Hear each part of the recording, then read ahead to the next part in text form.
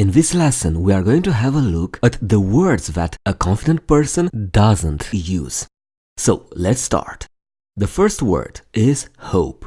This is the first word that you might not see any confident person using it. Yes, hope is a wonderful thing that you should have in your life. It inevitably presumes a lack of action. Phrases like, I just hope things get better eventually, or I hope they understand my situation, can surely help you understand how this single word can affect your morale. Compare those with, I'm going to put in my best effort and I'm going to improve my situation, or I will work hard until things get better. This shows a subtle but powerful difference between the two mindsets. You adopt a reactive approach when you hope for things to happen. On the other hand, you act proactively when you take the right action and work for success. Get rid of the thought, I hope things could work in my favor. Observe closely, and if you use the word hope in this context, interrupt yourself and say, what measures could I take to make things work in my favor or to ensure my success? Here is the old phrase, I hope I get selected for the managerial position. The new phrase, I'm working smart to get selected for the managerial position. The second word that a confident person doesn't use is but. This word has the power to refute everything that precedes it. For example, I want to take a trip to the island, but I don't have enough money.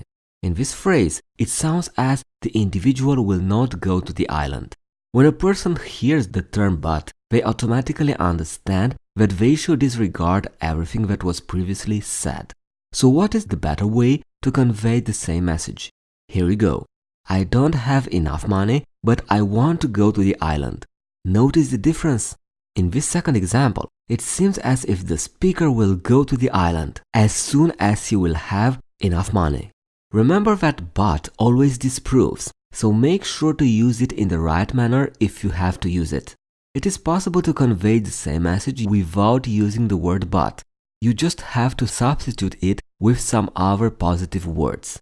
For example, you can try using and yet to communicate the same thing. Try saying, I want to go to the island and yet I don't have enough money. So, what is the old phrase? I want to attend the seminar but I have many other assignments at the moment. The new phrase, I want to attend a seminar and yet I have many other assignments at the moment. The third word, wish. Another word that you should eliminate to develop your vocabulary of confidence is wish. Do you know what wishful thinking is? It is exactly the thing that does not let you move ahead. Have you ever noticed the associations this word builds in you? Throwing a coin into some fountain and expecting that it will fulfill your wish. This makes you wonder if it is possible to get the desired results with taking action. So remove this word wish immediately from your confidence vocabulary. What is the old phrase? I wish that I'd get top marks in exams. The new phrase, I want top marks and I'm taking specific, massive and effective steps to execute my study plan and get the desired marks in exams. And the last set of words that you should eliminate from your vocabulary is would, should and could. These are usually considered interchangeable terms, but they all are not a good addition to your vocabulary. As we discuss each of these words, you will see how their use can decrease your confidence. You will also learn how you can replace them with better words that can propel you towards success. First, could serves as an impediment to your success.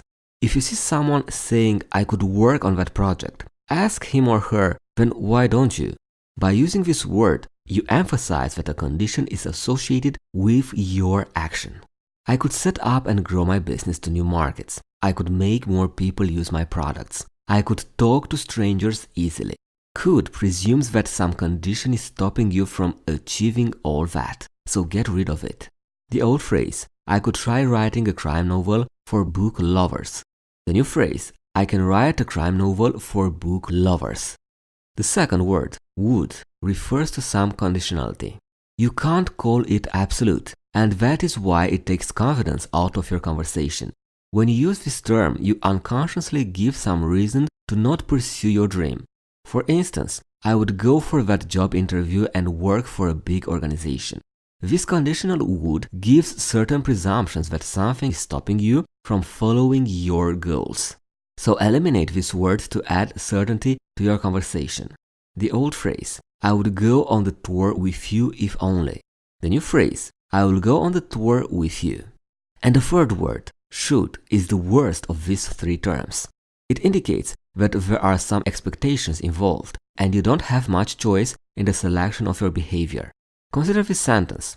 You should be working on this task right now. Ask yourself, you should be working on the given task according to whom? Whose expectations do you need to fulfill? The truth is your own expectations hold the maximum importance for you. After all, you need to lead your own life, make your own decisions. Using the term should is like making yourself a hostage and limiting your options.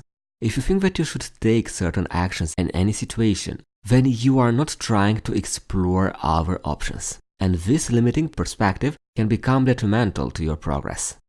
The old phrase, it is getting dark and I should leave now. The new phrase, it is getting dark and I choose to leave now. Alright, so far we've discussed about the words, but any confident person doesn't use them. They are hope, but, wish, and would, should, could. Right now, we're going to talk about the confidence boosters.